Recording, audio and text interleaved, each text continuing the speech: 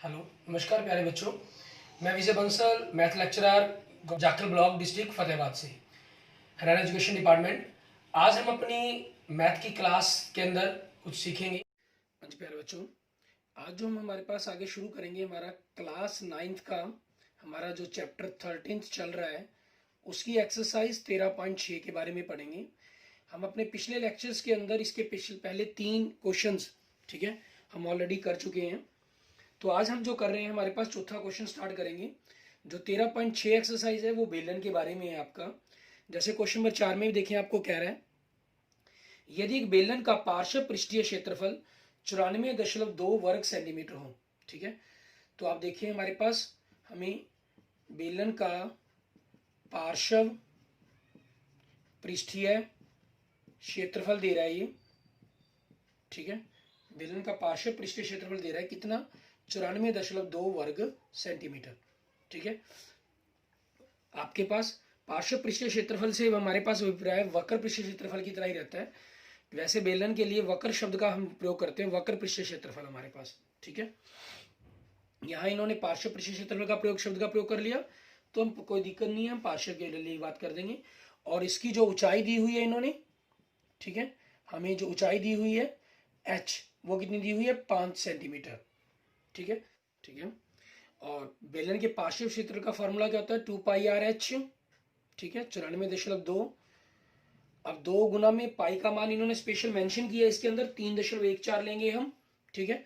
तो 3.14 बटा में 100 गुना में r गुना में h, आपके पास 5 दी गई है, बराबर में 94.2। तो दशमलव को उठाकर हमने बटा में 10 लगा देंगे हमारे पास इसके अंदर, ठीक है। और फिर आगे देखेंगे हमारे पास त्रिज्या r आपके पास क्या हो जाएगी, 942 बटा में 10, और ये 100 जाके उधर पलट गया हमारे पास, बटा में 2 गुना में 314 गुना में 5, 314 एकम 314, 3 से कट जाएगा आपके पास, 314 थी 942, ठीक है। 0 से 0 कट गई, 5 दूनी 10 और ये 10 आपके पास इससे कट जाएगा। तो ऊपर अकेला 3 बचा, बाकी नीचे कुछ भी नहीं है। तो त्रिज्या हमारी कितनी होगी, हमारी 3 सेंटीमीटर। आगे आपको क्या कह रहा है, सबसे पहले भाग में तो आपको आधार की त्रिज्या ही ज्ञात करनी थी, आपने आधार की त्रिज्या ज्ञात कर ली, मीन्स एक तरह से आपके पास पहला भाग होगा इसका, ठीक है। और दूसरे भाग में क्या कह रहे हैं, हमें बेलन का आयतन ज्ञात कीजिए, ठीक है, आयतन ज्ञात करना है। और आयतन ज्ञात करने का फॉर्मूला क्या होता है, πr²h। पाई का मान 3.14 दिया हुआ स्पेशल, तो बटा में 100। त्रिज्या आपको कितनी, 3 गुना में 3, और ऊंचाई कितनी है हमारे पास, 5, ठीक है। उनको गुना करेंगे। अब आपके पास ये आपस में कट सकते हैं, ठीक है। हम इनको आपस में यहाँ पर काटना चाहे काट सकते हैं, और नहीं आप सिंपल मल्टीप्लाई करना चाहे, 5 एकम 5, 5 पे कट गया, 5 दूनी 10 और 20, ठीक है। सिंपल गुना करके भी आप कर सकते थे, ठीक है, दशमलव के 2 अंक छोड़ देते। यहाँ आपके पास क्योंकि 5 दूनी 10 कटता है तो आप काट दिए आपने, ठीक है। 2 पे कट के 10 और 2 पे कट के 157। अब 157 को हमें क्या करना है, 3 3 9, 9 से गुना करेंगे हम, 9 सते 63 हसल 6, ठीक है। 9 पंजे 45, 45 और 6 51, हसल 5, 9 एकम 9, 9 और 5 14, ठीक है। तो हमारे पास कितना आ गया, 1413 बटा में 10। तो बटा में 10 के कारण पीछे से एक अंक छोड़कर हम दशमलव लगा देंगे, ठीक है, पीछे से एक अंक छोड़ के दशमलव लगा दिया गया। तो 141.3 घन सेंटीमीटर, ठीक है। ये हमारे पास क्या आ गया, हमारी बेलन का आयतन आ गया, क्लियर, ठीक है। उसके बाद देखते हैं हमारे पास हमारा next question, question number 5।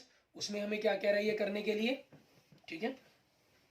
Question number 5 में देखें क्या है, कह रहा है 10 मीटर गहरे एक बेलनाकार बर्तन की आंतरिक वक्र पृष्ठ को पेंट कराने का जो कुल खर्चा है आपका 2200 रुपये आता है।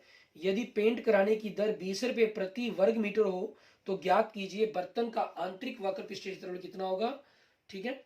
और साथ में आधार की त्रिज्या और बर्तन की धारिता, ठीक है, इसको भी ज्ञात करने के लिए हमें कह रहा है ये।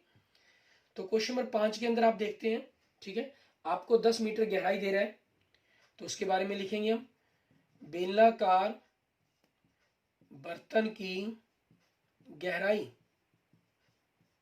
ठीक है, मतलब आपके लिए एक प्रकार से उसकी ऊंचाई दे रही है हमें, h कितनी कह रहा है हमें, 10 मीटर, ठीक है।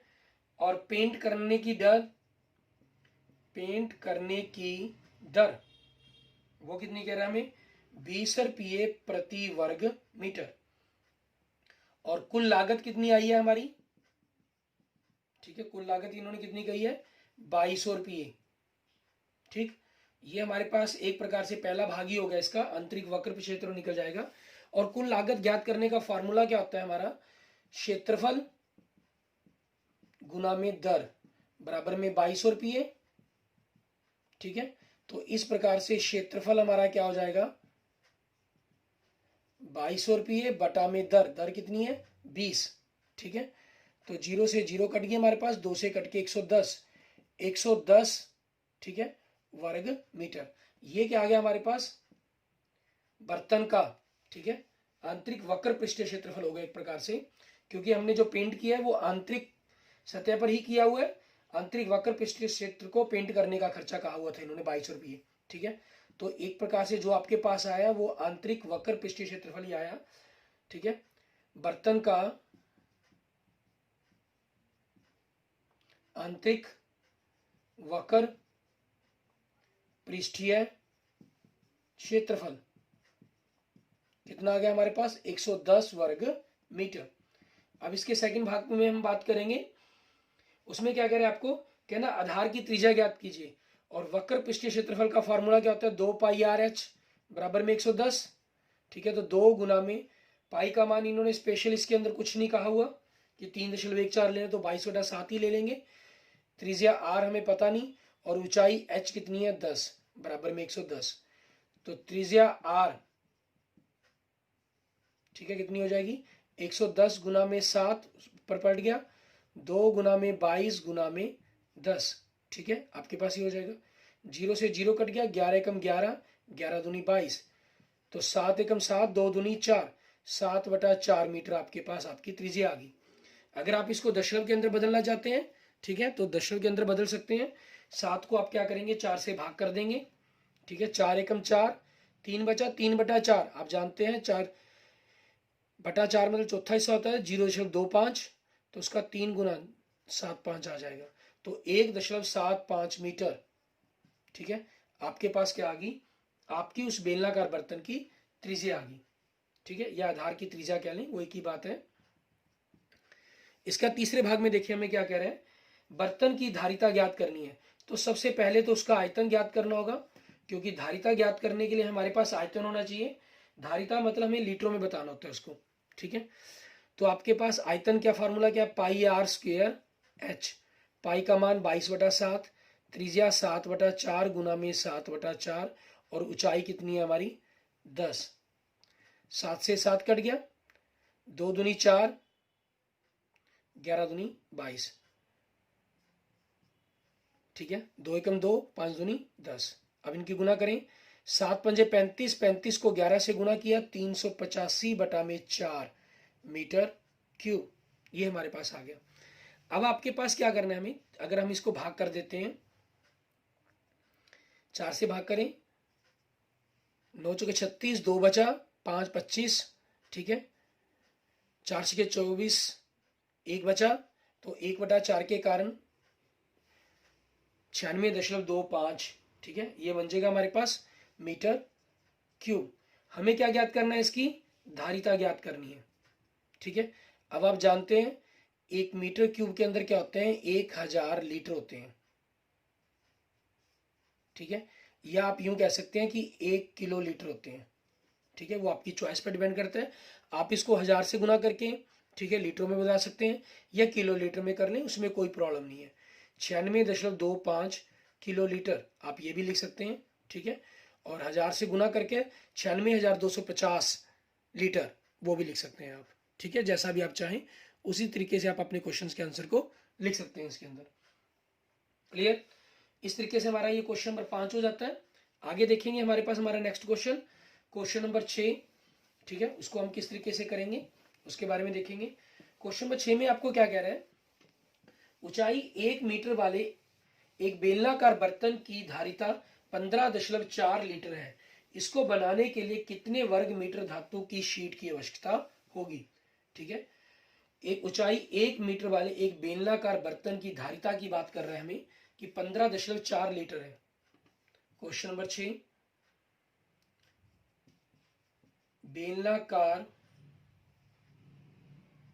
ठीक है, बर्तन की ऊंचाई की बात कर रहा है ये, ऊंचाई h 1 मीटर, ठीक है, क्योंकि हमें ये 15.4 लीटर ही दिया गया है, तो हम इस लीटर को किलो लीटर में तो बदल नहीं सकते, तो इसे, ठीक है, आप कैसे ऊंचाई की बात करते हैं, अभी 1 मीटर है। और दूसरा नंबर क्या दिया गया, बेलनाकार बर्तन की, ठीक है, धारिता, इसके बारे में बात करते हैं, कितनी देर है, 15.4 लीटर। आपको जो आंसर बताना है, इसको बनाने के लिए कितने वर्ग मीटर धातु की शीट की आवश्यकता होगी, वो भी हमें मीटर में बताना है, वर्ग मीटर में, ये भी मीटर में है, तो इस लीटर को हम क्या करते हैं, मीटर क्यूब में ही बदलेंगे। तो उसके लिए देखें क्या चीज है आपके पास, 1 लीटर क्या होता है, 1/1000, ठीक है, घन मीटर होता है हमारे पास, क्योंकि 1000 लीटर एक घन मीटर क्या बोलते हैं, तो 1 लीटर क्या होगा, 1/1000। तो इसकी धारिता को आपने क्या करना है, बेलनाकार बर्तन का आयतन, तो वो क्या हो जाएगा, 15.4 को आप दशमलव हटाकर 10 लगा लिया, और लीटर को मीटर क्यूब में बदलने के लिए बटा में 1000 लगा दिया आपने, ठीक है, इतने मीटर क्यूब हो गया, मतलब 154 बटा में 10,000 मीटर क्यूब। और आयतन का फॉर्मूला क्या होता है आपके पास, पाई आर स्क्वेयर एच, 154 बटा में, ठीक है, तो यहां से कैलकुलेशन करें, पाई का मान 22/7, त्रिज्या आर आपको पता करनी है, ऊंचाई का मान एच, 154 बटा में आपके पास, ठीक है, 10,000 आ गया। तो आगे मान ज्ञात करते हैं हम, आर की घात 2, 154 बटा में 10,000 गुना में 7/22, 22 एकम 22, 22 7 154, 7 पे कट गया। तो आगे आपके पास देखें, आर की घात 2, ऊपर 7 गुना 7 है और नीचे 10,000 है, तो इसको हम 100 गुना 100 लिखने को एक ही बात है, मतलब ये एक प्रकार से 7/100 का वर्ग बन गया, ठीक है। तो इस प्रकार से आपकी जो त्रिज्या है आर, वो कितनी आ गई, 7/100 मीटर आ गई। अब त्रिज्या भी आपके पास मीटरों में होगी, ऊंचाई भी आपके पास मीटरों में होगी। हमें क्या करना है, इसको बनाने के लिए कितने वर्ग मीटर धातु की शीट की आवश्यकता होगी, मतलब हमें वर्ग मीटर मतलब इसका क्षेत्रफल ज्ञात करना है हमें, ठीक है। अब हम इसके क्षेत्रफल के बारे में देखेंगे। अब यहाँ पर हमारे लिए एक सवाल पैदा होता है कि हमें जो बर्तन का क्षेत्रफल निकालने के लिए इन्होंने कहा है, ठीक है, धातु की शीट की आवश्यकता, धातु की शीट की आवश्यकता, आपके पास वो वक्र पृष्ठीय क्षेत्रफल निकालना है या कुल पृष्ठीय क्षेत्रफल निकालना है, ठीक है, या वक्र के अंदर हमें एक फर्श का निकालना है। इसमें देखें, एक ऐसा बेलनाकार बर्तन है जिसकी हमें धारिता दी गई है। जब बर्तन की धारिता की बात की जा रही है, अगर वो आपके पास खोखला हुआ, ऊपर और नीचे से बंद नहीं हो सकता, तो उसकी धारिता तो कुछ रही ही नहीं, क्योंकि उसमें जो कुछ डालेंगे वो नीचे से निकल जाएगा, मतलब फर्श का होना तो जरूरी है ही, ठीक है। और एक बर्तन है जिसकी धारिता की बात की जा रही है, तो यहाँ पर हम इसके कुल की ही बात करेंगे, मीन्स इसके ऊपरली छत है जो उसको भी बंद किया जाएगा, ठीक है, तभी हम इसके क्षेत्रफल के बारे में कुल बात कर सकते हैं कि अगर इस बर्तन को बनाना हो तो कितना होगा। तो इसके लिए आपका क्या होगा, कुल पृष्ठीय क्षेत्रफल की बात की जाएगी। उसके लिए फार्मूला, वक्र पृष्ठीय क्षेत्रफल 2πr/h और आधार और छत, ठीक है, आपके पास दोनों ही वृत्त के रूप में, तो 2πr² साथ में ऐड हो जाएगा। तो आगे इसकी कैलकुलेशन करते हैं, 2 गुना में 22/7 गुना में 7/100 गुना में h1, 2 गुना में 22/7 गुना में 7/100 गुना में 7/100, 7 से 7 कट गया, 22 दूनी 40 बटा में 100 प्लस 7 से 7 कट गया, 22 दूनी 40, 40 सत्य आपके पास कितना हो गया, 308 बटा में 10,000, बटा में 100 है, तो पीछे से 2 अंक छोड़कर हम दशमलव लगा देंगे, ठीक है, प्लस 10,000 है तो पीछे से 4 अंक छोड़ने, 1 2 3, 3 अंक तो हो गए।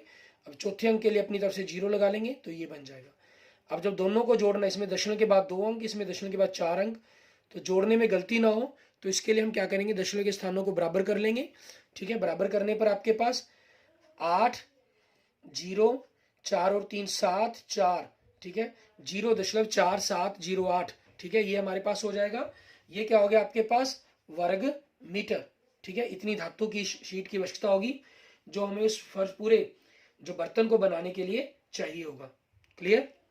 ठीक है, इसके बाद देखते हैं हमारे पास हमारा नेक्स्ट क्वेश्चन, क्वेश्चन नंबर 7। उसमें हमें क्या कह रहा है ये क्वेश्चन नंबर 7 के अंदर कि किस प्रकार से हमें इसको करना होगा, उसके बारे में देखते हैं। क्वेश्चन नंबर 7 में कह रहा है कि शीशे की एक पेंसिल, ठीक है, मैं लेड पेंसिल आपकी ग्रेफाइट से बनी होती है, जो लकड़ी के बेलन के अभ्यंतर में ग्रेफाइट से बने ठोस बेलन के का डालकर बनाई गई है। ठीक है, आप जानते हैं जो पेंसिल है वो एक बेलनाकार रूप के अंदर ही होती है, उसके अंदर जो ग्रेफाइट का लगाया जाता है वो भी एक बेलनाकार रूप में ही होता है। ठीक है, पेंसिल का व्यास दिया गया आपको, ग्रेफाइट का व्यास दिया गया। यदि पेंसिल की लंबाई 14 सेंटीमीटर तो लकड़ी का आयतन और ग्रेफाइट का आयतन बताना है हमें क्या होगा। ठीक है, तो आप देखिए आपके पास सबसे पहले पेंसिल का व्यास दे रहे हैं आपको। ठीक है, पेंसिल का व्यास, ठीक है, वो कितना दे रहा है 7 मिलीमीटर। ठीक है, तो पेंसिल की त्रिज्या, हम यहां पर पेंसिल की बात कर रहे हैं, पेंसिल की त्रिज्या बड़ी आर से लिख लेंगे इसको 7/2 मिलीमीटर। उसके बाद आपको क्या दे रहे हैं, ग्रेफाइट का व्यास। ठीक है, ग्रेफाइट का व्यास वो कितना दे रहा है हमें 1 मिलीमीटर। तो ग्रेफाइट की मतलब जो उसके अंदर लेड लगाई गई है उसकी त्रिज्या की बात करेंगे, ग्रेफाइट की त्रिज्या, ठीक है, आर 1/2 मिलीमीटर। और उसके बाद पेंसिल की लंबाई दी गई है हमें, पेंसिल की लंबाई, ठीक है, ये जो पेंसिल की लंबाई होगी वही आपके लिए लकड़ी की लंबाई होगी, वही आपके लिए ग्रेफाइट की लंबाई होगी। लंबाई मतलब आपको एक प्रकार से ऊंचाई दी गई है उसकी, ठीक है, एच, वो कितनी दे रहा है आपको 14 सेंटीमीटर। ठीक है, हमें जो लकड़ी का आयतन और ग्रेफाइट का आयतन ज्ञात करना है। ठीक है, वो आपकी मर्जी है, आप उसको सेंटीमीटर में निकालना चाहें, आप उसको मिलीमीटर में निकालना चाहें।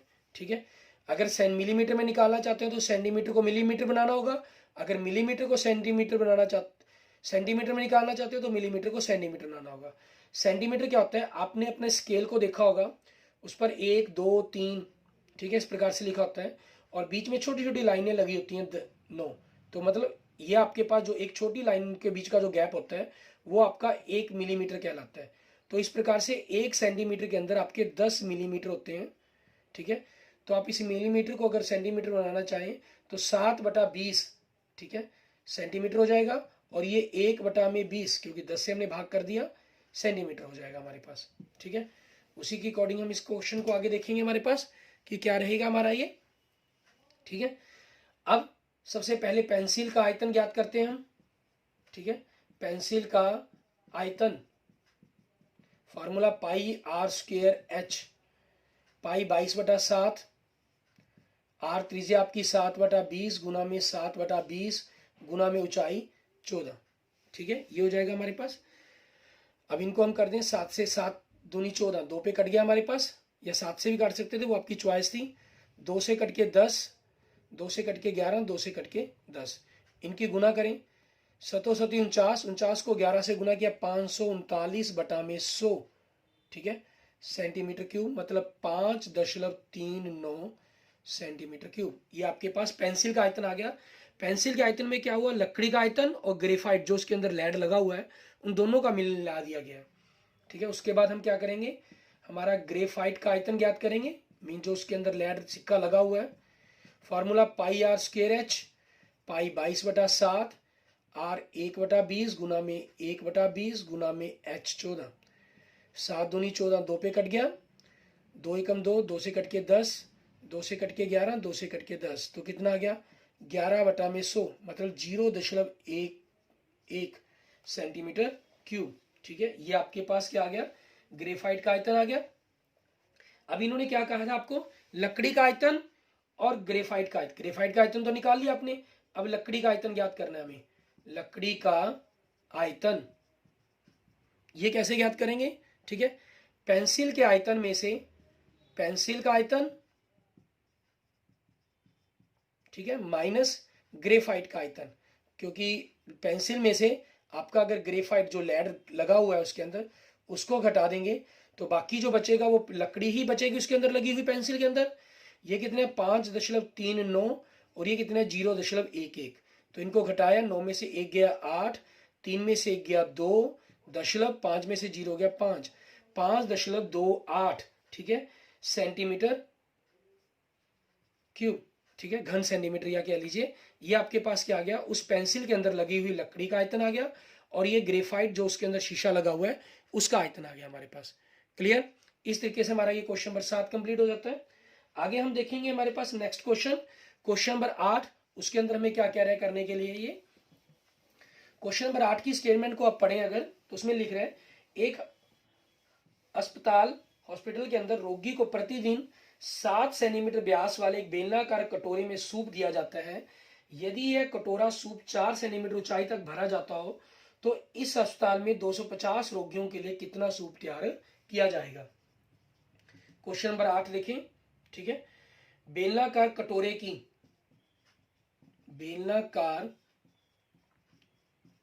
कटोरे का व्यास जिसके अंदर सूप डालकर दिया जाता है वो कितना दिया गया, 7 सेंटीमीटर। तो बेलनाकार कटोरे की त्रिज्या आर आपके पास क्या हो जाएगी, उसका आधा कर देंगे व्यास का, 7/2 सेंटीमीटर। और सूप की कटोरे की ऊंचाई कितनी मर्जी हो सकती है, लेकिन जो कटोरे में सूप भरा आता है वो 4 सेंटीमीटर ऊंचाई तक भरा आता है, ठीक है। कटोरे में सूप की ऊंचाई h, ठीक है, वो कितना हो जाएगा आपके पास, कितनी दी है इन्होंने, 4 सेंटीमीटर। क्लियर? और आगे क्या हो जाएगा, एक कटोरे में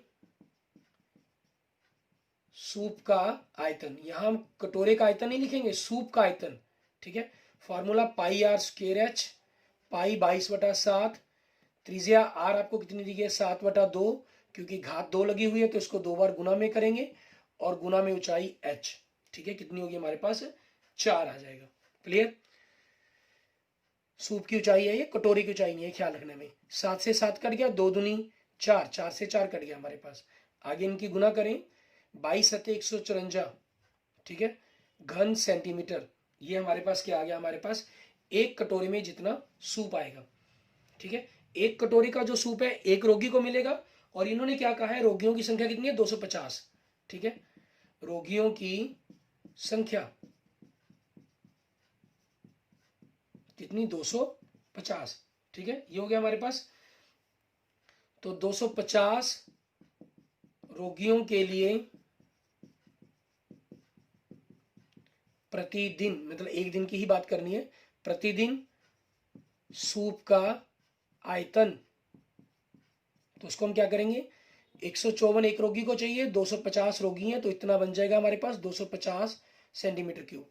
अब 154 को हम 250 सेंटीमीटर से इनकी गुना कर देंगे, ठीक है। हमारे पास क्या आ जाएगा, हमारा मात्रा आ जाएगी किसकी, सूप के आयतन की, ठीक है। 155, 250 को हमने 154 से गुना करना है, इनकी गुना करते हैं, 4 से गुना करेंगे, 250 को 4 से गुना किया 1000 हो गया, 5 से गुना किया 1250 हो गया, ठीक है।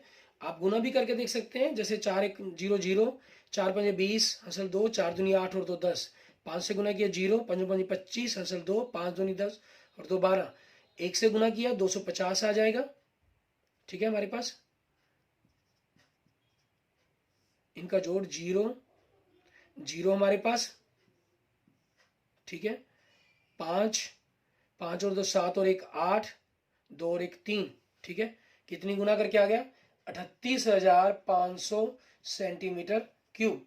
अब हमारे पास ये क्या आया, इन्होंने हमें क्या कहा हुआ है, सूप की मात्रा बतानी है हमें, ठीक है। इसके अंदर आप देखें कोई शब्द इन्होंने धारिता, ठीक है, हमारा जो शब्द है वो प्रयोग नहीं किया, लेकिन हमें ध्यान रखना होगा क्योंकि हम जो बात कर रहे हैं, ठीक है, वो सूप की मात्रा की बात कर रहे हैं। सूप एक लिक्विड हो गया, और लिक्विड को कभी भी सेंटीमीटर में क्यूब में ना बताकर, ठीक है, लीटर में बताया जाता है। जैसे हम जब दूध लेने जाते हैं तो हम कहते हैं कि 5 लीटर या 6 लीटर दूध डाल दें, ठीक है, उसे ये नहीं कहा जाता कि 5000 घन सेंटीमीटर क्यूब दूध डाल दिया जाए, ठीक है।